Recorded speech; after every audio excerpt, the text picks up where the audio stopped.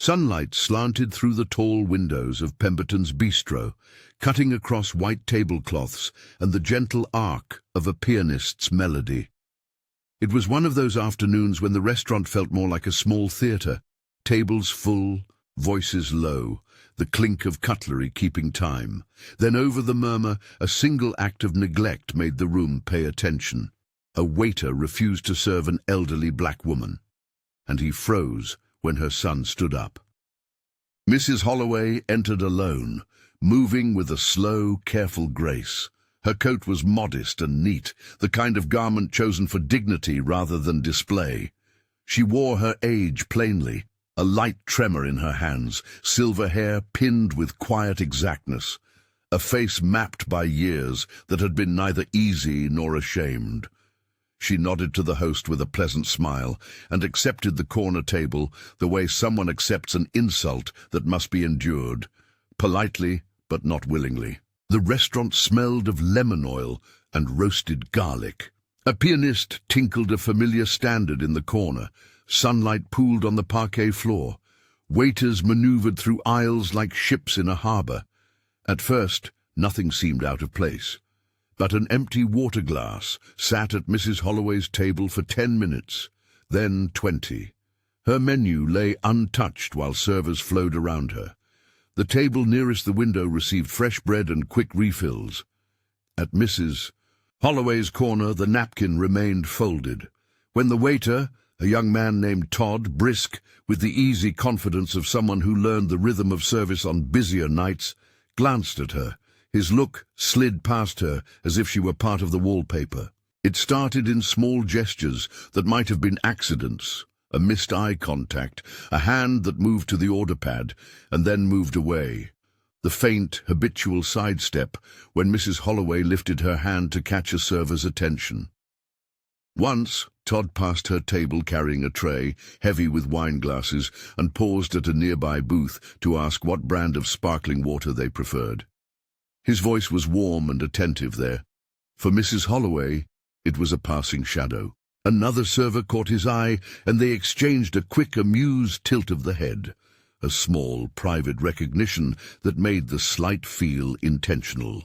Across the room, patrons began to notice in the way people notice something that unsettles the air.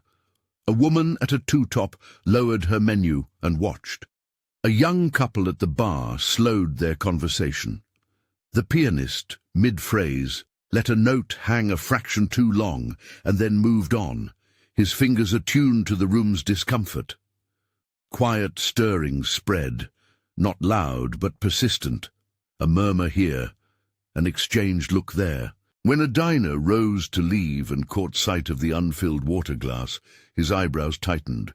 Elijah Holloway stood near the pass in his shirt sleeves rolled in the way a man who ran a kitchen wore his authority, hands steady, posture relaxed.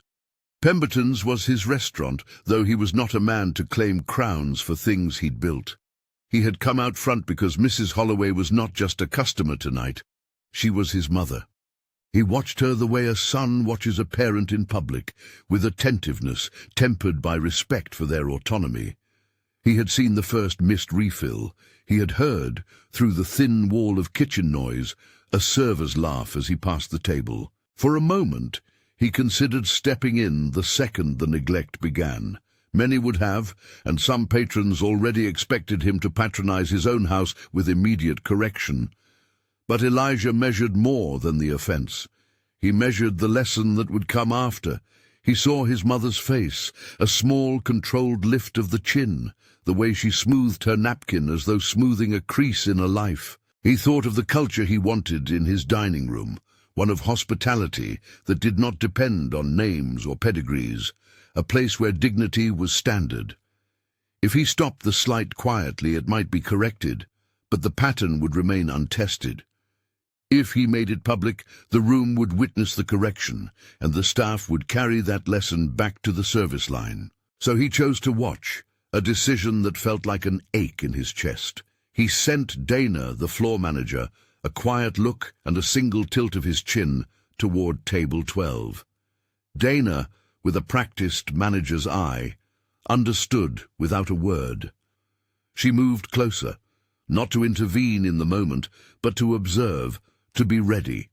She kept one hand free on the clipboard, as if to note detail for a later conversation. The microaggressions kept coming, small enough to be plausible, large enough to add up. The water glass remained empty, condensation evaporating into a faint ring on the linen. Todd took another order nearby and never once paused by Mrs. Holloway. He refilled a senator's companion's coffee, while Mrs. Holloway's tea sat cool and forgotten. Once, a server brought an amuse-bouche to a nearby table with an exaggerated flourish, which drew a ripple of appreciative murmurs. For Mrs. Holloway, the amuse-bouche never arrived. Todd's visits were punctuated by that thin smile that did not reach his eyes, the kind of expression trained in a dozen service manuals to be neutral yet subtly dismissive. Conversations around the room folded into a tension that was almost palpable. People looked at their phones less, leaned a little closer to their companions, as if proximity would make their witness more earnest. Someone at the bar murmured, "Is that his mother?" Another voice said, "He should know better." There was no single chorus, only a chorus of individually soft observations that, together, became a pressure on the air. Elijah's internal argument was brief, but fierce. He thought, I raised her not to flinch, not to make a scene. He thought of fairness and of setting a standard that would outlast one afternoon. He thought of the staff, who would take their cues from how he handled the moment. He thought of the humiliation his mother did not deserve. That pressure rearranged his patience into resolve. When he moved, he did so unhurried. He left the pass with a measured stride, not the burst of someone seeking confrontation, but the steady approach of a man bringing a fact into daylight. The pianist, in the middle of a tender passage, hit a chord that seemed to hang longer and then faded when the room's attention turned. People who had been speaking stopped mid-phrase. Cutlery slowed its rhythm.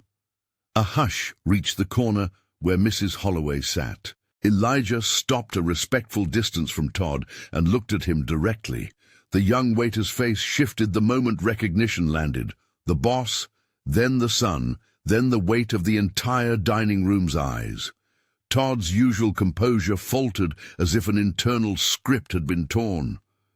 "Elijah," Todd said offhand, as if to greet a colleague. His voice kept its warmth, but it trembled at the edges. Elijah's tone was calm, edged with a firmness that leaves no space for evasion. "You ignored my mother for half an hour," he said. The words themselves were simple, the sentence designed not for drama, but for accountability. In that instant, Todd froze. It was not a theatrical freeze. It was a small collapse of some rehearsed authority that suddenly had nowhere to go. The room noticed the change, the way you notice a piano string snap. The sound altered, everything else tuned to it.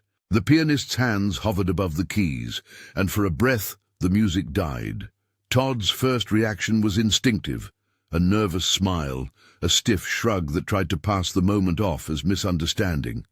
I didn't," he began. "You didn't," Elijah repeated, quiet and precise. "Take her order, you didn't refill her water, you walked by while other tables were served." He let the list stand as a ledger of action rather than as a sermon. For anyone listening, the tally spoke for itself. There was a pause as the gravity of public accountability settled. People in the room leaned forward, not out of spectacle, but out of attention. Dana came up beside Elijah, steady and businesslike. She addressed Mrs. Holloway with the directness of someone doing the repair work of hospitality. "Mrs. Holloway, I am so sorry," she said. "We will make this right. Table 12 is my priority." Todd's body went slack. He turned briefly, eyes avoiding Mrs. Holloway's measured face. He mumbled an apology to no one in particular and stepped back toward the service station, shoulders bowed in a way that suggested both shame and the bewildered recognition of consequence. He left the floor for the night, escorted by a manager with whispers of "off shift" and "we'll discuss this later." There was no dramatic shouting, no violent scene. The humiliation was quiet, the sort that lands with a particular weight in a small room full of witnesses. Dana kneeled slightly to be at eye level with Mrs. Holloway, the posture of a professional asking forgiveness. She offered a sincere, unembellished apology and a promise, immediate attention, a replacement coffee, the chef's recommendation, and the assurance that the staff would be briefed. Mrs. Holloway accepted with a small, almost invisible nod. Her face did not flare with triumph or rage. It carried a calm that both accepted the apology and made clear the dignity of her standard. "Thank you, dear," she said to Dana in a voice that was soft but firm. Then to Elijah she offered a look that said both pride and restraint. After the manager left to ensure the table was tended, Mrs. Holloway reached across the linen and touched her son's hand for a fraction of a second, a private benediction in public. Back in the kitchen, the staff gathered later that evening for the conversation every manager hopes never to have to call, but knows is necessary after a breach of culture. Dana did not come in angry. She came in intentional. She walked through what had happened with practical clarity, the missed service items, the pattern of behavior, the witnesses. She spoke of standards, of hospitality as a practice that extends beyond arbitrary judgments of worth. She asked the staff to reflect, and she listened as people one by one offered explanations, defensiveness, and in some cases, apology. Elijah watched the meeting from a doorway, hands folded, a posture of someone who carried the burden of consequence as much as the right to assign it. He did not gloat at Todd's discomfort. What he wanted, what he had intended when he held back at first, was not to humiliate, but to reteach. The outcome he aimed for was restoration, a staff that learned they could be called to account, that mistreatment would not be tolerated, and that a culture of empathy would be enforced not through outbursts, but through consistent leadership. The staff meeting ended with concrete steps: retraining on service equity, a review of seating protocols, a pledge to check in quietly if anyone on the floor noticed a pattern of neglect. Dana made it clear that consequences would follow for repeated behaviors, and that the first step when something went wrong was to own it, apologize and change. It was not a moralizing lecture so much as an operational reset. Hospitality demanded accountability. Outside the kitchen, among the patrons who had witnessed the scene, conversations took on a different tone. Where there had been polite murmur, now there was a kind of reflective hush. People praised Mrs. Holloway's composure to their companions. Some questioned their own tendencies to look away. A man who had been about to call a ride sat a while longer, as if reluctant to let the evening end without thinking through what he had watched. A younger server from a neighboring restaurant, having seen the encounter, exchanged a pointed look with his friend and said, "That's how you should lead." In the quiet between courses, Elijah and his mother talked as if nothing extraordinary had happened, as if their conversation were another part of an ordinary evening. He asked if she wanted to go home. She said no. She wanted tea and a slice of lemon cake. When the order arrived, she sipped and paused, then said to Elijah in a voice that balanced tenderness with instruction, "You did right. Not every fight has to be loud, but every place needs a standard." Her words were small and exact, like the gentle pressing of book pages to keep them flat. Elijah felt the lesson settle in his chest, the way a long day's work settles the body. Leadership, he realized again, was a daily practice that demanded both restraint and decisive action.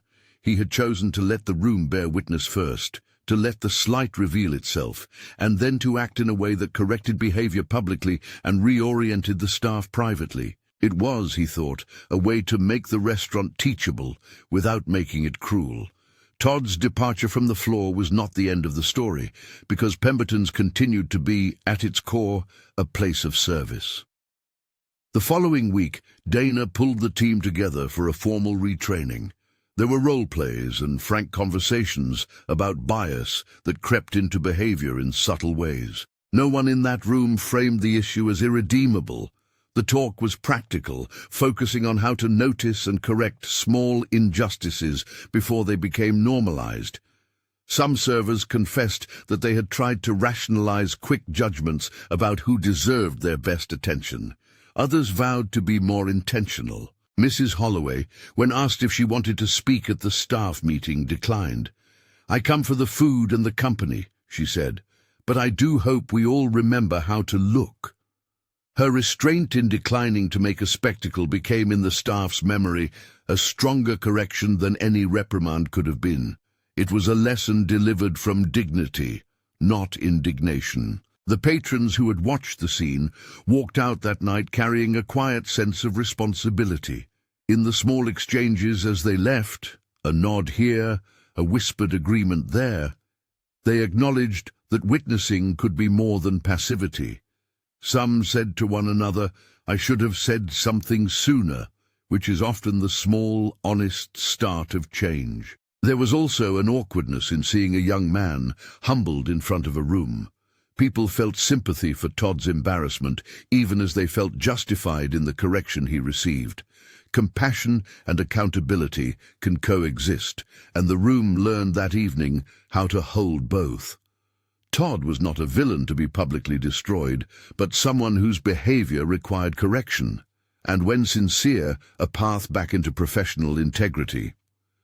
Toward the end of the week, Elijah found himself thinking about the little things that make up a culture.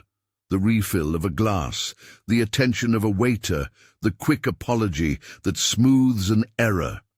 He thought about how often we let small slights pass because addressing them feels uncomfortable. Yet discomfort, he recognized, was the threshold to change. His decision to wait, to let the neglect show itself, had created a teachable moment that rippled beyond the table itself. It taught his staff, it taught the patrons, and, in some small way, it taught the waiter who had frozen when his name was spoken in a quiet, public accounting. A week later, Mrs. Holloway returned with a neighbor. To the staff, she was simply another table to be cherished. The water glass arrived full without prompting. The server who waited on her that day moved with an attentiveness that carried the memory of the previous afternoon. Elijah watched from the pass as the scene unfolded, a man's posture easier, a woman's expression relaxed. The lesson had been absorbed, practiced, and for now, sustained. This was not a story with a dramatic headline at the end, no legal case or viral fallout. It was a small, human story about dignity, leadership, and the choices we make in the ordinary spaces of daily life. The waiter's pause when the son spoke was the pivot. That moment of freezing meant something deeper than embarrassment. It meant that the room, finally, had a chance to realign. What would you have done in that moment? Would you have stood up immediately, called for a manager, or let the slight pass to preserve peace? The question is not meant to shame, but to invite reflection. In our daily lives, how often do we let microaggressions slide because addressing them feels inconvenient? If this story moved you, share it and subscribe so more people can think about what it means to stand up for dignity.